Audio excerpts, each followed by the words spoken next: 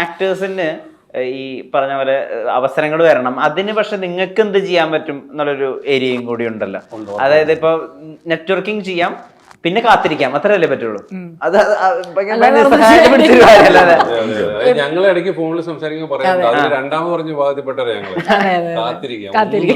ദിനേശന് കുറെ കിട്ടുന്നുണ്ടല്ലോ. അല്ല, അതാ പറഞ്ഞ ആ കാത്തിരിപ്പിൽ കിട്ടുന്നത് മാത്രമേ ഉള്ളൂ, നെറ്റ്വർക്കിംഗ് ഇല്ല.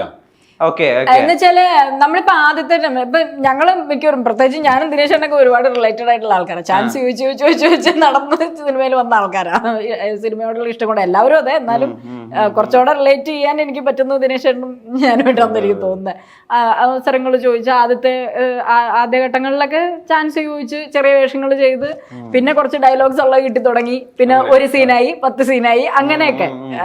അപ്പൊ എന്നെ സംബന്ധിച്ചിടത്തോളം ഇപ്പൊ ചിലര് ചോദിക്കും, അയ്യോ ഒരു സീനായിട്ടും എന്തിനാ അങ്ങനെയൊക്കെ ചെയ്യുന്നത്, ചിലർ അങ്ങനെ ചോദിക്കുന്നവരുണ്ട്. അങ്ങനെയല്ല, നിറയെ വരട്ടെ എന്നൊക്കെ പറയണം, അങ്ങനെയല്ല. അപ്പൊ ഞങ്ങൾ ഇപ്പോഴും വിചാരിക്കുന്ന ഒരു സീനാണെങ്കിലും വിളിക്കുന്നുണ്ടല്ലോ എന്ന് വിചാരിക്കും. സീനുകൾ അതെ അതെ. എണ്ണത്തിലല്ല, നമ്മൾ ഒരു സീനിലാണെങ്കിലും നമ്മൾ വിളിക്കുന്നതിലും പിന്നെ പെർഫോം ചെയ്യുന്നതിലുമാണ്. ആദ്യമൊക്കെ ചോദിക്കുമായിരുന്നു. ഇപ്പോഴത്തെ ഏറ്റവും വലിയ കോമഡി എന്നറിയാം, നമ്മൾ ഈ പറഞ്ഞ പോലെ അവസരങ്ങൾക്ക് വേണ്ടിയിട്ട് വെയിറ്റ് ചെയ്തിരിക്കുക, ഇപ്പൊ നേരത്തെ കാത്തിരിക്കുകയാണ്. അതെ. പക്ഷെ ഇപ്പൊ വരുന്നതെല്ലാം ഇപ്പൊ നമ്മൾ എനിക്ക് നല്ല ക്യാരക്ടേഴ്സ് വന്നിട്ടുള്ളതെല്ലാം ഞാൻ പോലും വിചാരിക്കാത്ത ആൾക്കാർ എന്നെ വിളിച്ചിട്ടുണ്ട്. പക്ഷെ ഇപ്പോ വേറെ ചില ആൾക്കാര് നമ്മളെ വിളിക്കും, ചേട്ടാ ഉഗ്രൻ ക്യാരക്ടർ ഉണ്ട് കേട്ടോ, എന്നിട്ട് അതിന്റെ സബ്ജക്റ്റും കാര്യം കഥയൊക്കെ പറഞ്ഞിട്ട് പറയും, ചേട്ടൻ്റെ പ്രൊഡ്യൂസർ പോലെ ഉണ്ടോ. അപ്പൊ നമ്മൾ പ്രൊഡ്യൂസറെയും കൂടെ റെഡിയായി കൊടുക്കണം, എങ്കിലേ ആ ക്യാരക്ടർ ഞാൻ ചെയ്യാൻ പറ്റുള്ളൂ. ആ അവസ്ഥയിലേക്കാണ് കൂടി സംഘടിപ്പിച്ചു കൊടുക്കേണ്ട. അതെ, പ്രൊഡ്യൂസർ നമ്മൾ സംഘടിപ്പിച്ചു കൊടുക്കണം. അതാണ് ഈ ആദ്യഘട്ടങ്ങളിലൊക്കെ നമ്മൾ കുറച്ചുകൂടെ ചാൻസ് ചോദിക്കാൻ. ഇപ്പൊ ചാൻസ് ചോദിക്കുന്നുണ്ടെങ്കിൽ കൂടിയും കുറെ പേരൊക്കെ അങ്ങനെ പരിചയമില്ലാത്തവരും ഉണ്ട് കേട്ടോ. അപ്പൊ നമ്മൾ ഇതെങ്ങനെ ഡയറക്ടേഴ്സ് വന്നു, പിന്നെ എനിക്കൊരു അവസരം തരുമെന്ന് ചോദിക്കാനൊരു മടി, അതൊരു പ്രശ്നം. അപ്പൊ പലരും പറയുന്നു അങ്ങനെ ചോദിച്ചാലേ ഇപ്പൊ കിട്ടുള്ളൂ, ഇപ്പൊ കരയുന്ന കുട്ടിക്ക് പാലുള്ളൂ അങ്ങനെയൊക്കെ പറഞ്ഞാൽ, അല്ലെങ്കിൽ പറഞ്ഞ പോലെ കൈൻഡ് ഓഫ് നെറ്റ്വർക്കിംഗ്, ഒരു ഗ്രൂപ്പിന്റെ ഭാഗമാകുക, അല്ലെങ്കിൽ ഗ്രൂപ്പുമായിട്ട് എപ്പോഴും കണക്റ്റഡ് ആയിരിക്കും, അങ്ങനെയൊക്കെയാണ്. അങ്ങനെ കുറെ ഗ്രൂപ്പുകളില്ലേ, ടീം, വിനീത് ശ്രീനിവാസൻ ടീം, ഇവരുടെയൊക്കെ സ്ഥിരമായിട്ടുള്ള പടങ്ങളിൽ കാണാലോ. ഇല്ല, എബ്രിഡ് ഷൈൻ്റെ 2013 ആക്ഷൻ പടത്തിന്റെ പേരെന്താ, നമ്മുടെ 1983 അഭിനയിച്ചതിന് ശേഷം ഞാനിപ്പോ 2026 സ്മൈലാണ് അഭിനയിക്കുന്നത്. തോന്നലുണ്ട് കേട്ടോ, കുറെ സിനിമ അനൂപ് മേനോൻ ടീമിന്റെ അങ്ങനെ തോന്നും. അതാണ്, അങ്ങനെ ആ ഒരു തോന്നൽ നമ്മൾ സ്ഥിരമായിട്ട് വിളിച്ച് ചാൻസ് ചോദിച്ചിരുന്നവര് ഇപ്പൊ ബാക്ക് ടു ബാക്ക് സിനിമ എടുക്കാത്തവരും ഉണ്ട്. അങ്ങനെ പുതിയ ആൾക്കാരെ നമുക്ക് തീർത്തും അങ്ങനെ അറിയില്ല. ഇപ്പൊ പണ്ടൊക്കെ ആണെങ്കിൽ ഇപ്പൊ മറ്റേ മാഗസീൻ നോക്കുക, അല്ലെങ്കിൽ അങ്ങനത്തെ ഇപ്പം സോഷ്യൽ മീഡിയ ഉള്ളതുകൊണ്ട് നമുക്ക് അറിയുന്നുണ്ടെങ്കിൽ കൂടിയും എങ്ങനെ കോണ്ടാക്ട് ചെയ്യും എന്നുള്ളത്. വാഴയുടെ ഒക്കെ ഡയറക്ടറുടെ പേര് ഞങ്ങൾ വാഴ സിനിമ കാണുമ്പോഴാണ് പരിചയമില്ല. ഇനി വേണം കണ്ടുപിടിക്കാൻ, ഇൻസ്റ്റാഗ്രാമിൽ നോക്കിക്കൊണ്ടിരിക്കുന്നുണ്ട്. അപ്പോ പക്ഷെ അവരെ വിളിച്ചിട്ട് ഇങ്ങനെ ഞാൻ ഇന്ന ആളാണ്, എനിക്ക് അടുത്ത പടത്തിന് അവസരം തരും ചോദിക്കാനൊരു മടി. പറഞ്ഞാൽ അവരെ നമ്മളെ കുറിച്ച് എന്ത് വിചാരിക്കും, അങ്ങനെയൊക്കെയാണ് നമ്മൾ ചിന്തിക്കുന്നത്.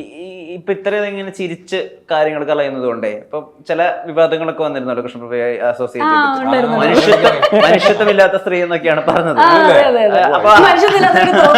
ഞാൻ വിഷ്ണുവിനെ പറ്റിയൊരു കാര്യം പറയട്ടെ, ഞാൻ എപ്പോഴും വിഷ്ണുവിനെ ഇങ്ങനെ ഭയങ്കര വേണമെങ്കിൽ കോംപ്ലിമെന്റ് ആയിട്ട് എടുക്കാം. ഞാൻ എപ്പോഴും നോട്ടീസ് ചെയ്യുന്ന ഒരു ആങ്കറാണ്. അല്ല, എനിക്ക് ഇത്ര നേരം സംസാരിച്ചത് തോന്നിയിട്ടില്ല. അല്ലല്ല, ഞാൻ നോക്കാറുണ്ട്. ഞാൻ പ്രാവശ്യം ഏതൊരു ഇന്റർവ്യൂവിൽ അടിയിൽ കമന്റ് ആയിട്ട് ഇട്ടിട്ടുണ്ടായിരുന്നു, ഇല്ല ഇവരോട് ചോദിക്കേ. ഞാൻ ഇത് ഈ ചിരിച്ച് കളയുന്നോണ്ട് അത് മനസ്സിൽ നിൽക്കുന്നില്ല, അങ്ങനെയുണ്ടോ? ഇല്ലില്ല, അതെന്താ അറിയോ, ഞാൻ ഏറ്റവും കൂടുതൽ നെഗറ്റീവ് റിവ്യൂസ് കേട്ടിട്ടുള്ള എന്റെ ചിരിയുടെ കാര്യത്തിലാണ്. ഞാൻ പലപ്പോഴും വിചാരിച്ചിട്ടുണ്ട് മാട്ടനൊക്കെ എന്നെ ഓടിച്ചിടുന്നു ഞാൻ വിചാരിച്ചു. ഈ ദിനേശ് എന്നൊക്കെ ഓരോന്നൊക്കെ പറഞ്ഞിട്ട് സെറ്റിൽ ഷൂട്ട് ചെയ്യുന്ന സമയത്തൊക്കെ ഞാൻ ആനുമേലൊക്കെ ഇരുന്ന് ചിരിക്കും. ഞാൻ പയ്യെ മാട്ടിനെ നോക്കും, മാട്ടിന്റെ എക്സ്പ്രഷൻ പോലെ മാറുന്നുണ്ടെന്ന്. പക്ഷെ മാട്ടൻ കൂളായതുകൊണ്ട് കുഴപ്പമില്ല. ഞാൻ പലപ്പോഴും നെഗറ്റീവ് ഇത് കേൾക്കുന്നത് എനിക്ക് തോന്നുന്നത് ഞാൻ നന്നായി ചിരിക്കും, ചെറിയ കാര്യങ്ങൾക്കും ചിരിക്കും. അപ്പൊ എല്ലാവർക്കും അതൊരു ഭയങ്കര ഇവർക്ക് ഒന്നിനും ഒരു സീരിയസ്നെസ് ഇല്ല എന്നുള്ളൊരു ധാരണയുണ്ട്. ആക്ച്വലി നമ്മൾ എല്ലാത്തിനും അങ്ങനെ ഭയങ്കര സീരിയസ് ആയിട്ടിരിക്കേണ്ട ആവശ്യമില്ല എന്നുള്ളതാണ് എന്റെ ഒരു ധാരണ. മെന്റൽ ഹെൽത്ത് തൊടുമ്പോ ചിരിക്കാൻ പാടില്ലായിരുന്നു, അങ്ങനെ ആലോചിച്ചില്ല. ഇല്ല, ആവശ്യം മെന്റലി നമ്മൾ ഹാപ്പി ആയിട്ടിരിക്കണോണ്ടല്ലേ ചിരിക്കുന്നത്. ഞാൻ ആരെയും ഒരാളെ ഒരു വ്യക്തിപരമായിട്ട് ഇന്ന ആൾക്ക് ഇന്ന കുഴപ്പമുണ്ട് എന്ന് പറഞ്ഞിട്ടില്ല. കുറെയൊക്കെ നമ്മള് കൂട്ടിൽ എന്താ പറയാ കൂടുതലാക്കി Exaggerated പറയുന്നു version ആയിരുന്നു. ഉണ്ട് എന്നുള്ളതാണ് ഞാൻ പറഞ്ഞിട്ടുണ്ടായിരുന്നത്. പക്ഷെ പലരും പല രീതിക്ക് അനുസരിച്ചാണ് അത് എടുത്തത് എന്നുള്ളത് കൈവിട്ട് പോയാ പറഞ്ഞോളൂ ഞാൻ നോക്കിയപ്പോ കുറെ ആൾക്കാർ ആളുകൾ റിയാക്ട് ചെയ്യുന്നു, സെലിബ്രിറ്റീസ് അടക്കം റിയാക്ട് എന്ത് പറ്റി പക്ഷെ ഇതിന് മുന്നേ അത് കഴിഞ്ഞിട്ട് ഞാൻ പിന്നെ വിചാരിച്ചിട്ടോ ഈ പറഞ്ഞ സെലിബ്രിറ്റീസ് ആരും ഇവരെന്നെ എന്നെ നേരിട്ട് വിളിച്ച് എന്നെ വഴക്ക് പോലും പറഞ്ഞിട്ടില്ല. എന്നിട്ട് ഞാൻ നോക്കിയപ്പോ ഇവരൊക്കെ എമ്പതിയില്ലാത്ത സ്ത്രീ എന്നൊക്കെ പറയാം. ഭയങ്കര അതൊക്കെ കുറവാ.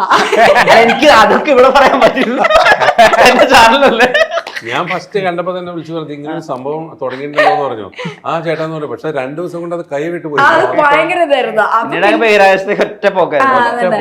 ഞാൻ പിന്നെ മൈൻഡ് ചെയ്തില്ല കേട്ടോ. ഇപ്പൊ ഈ പറഞ്ഞ പോലെ വേണമെങ്കിൽ വിചാരിക്കാം ഇവർക്ക് ഒന്നിനും ഒരു സീരിയസ്നെസ് ഇല്ലല്ലോ എന്ന് പറഞ്ഞ പോലെ അല്ല, അതിനൊക്കെ കുത്തിപ്പിടിച്ച് മറുപടി എഴുതാൻ പോയത് വലിയ സംഭവമാണ്. അതെ അതെ. അത് കഴിഞ്ഞിട്ട് ഞാൻ ഈ സംഭവം ആളി കത്തിക്കൊണ്ടിരിക്കുമ്പോൾ 4 ദിവസം കഴിഞ്ഞിട്ട് ഞാൻ MG സാറിന്റെ ഷോയ്ക്ക് വേണ്ടിട്ട് ന്യൂസിലാൻഡിന് പോവായിരുന്നു. അപ്പൊ സത്യം പറഞ്ഞാൽ എനിക്ക് ശ്രദ്ധിക്കാനുള്ള നേരം ഉണ്ടായിരുന്നില്ല.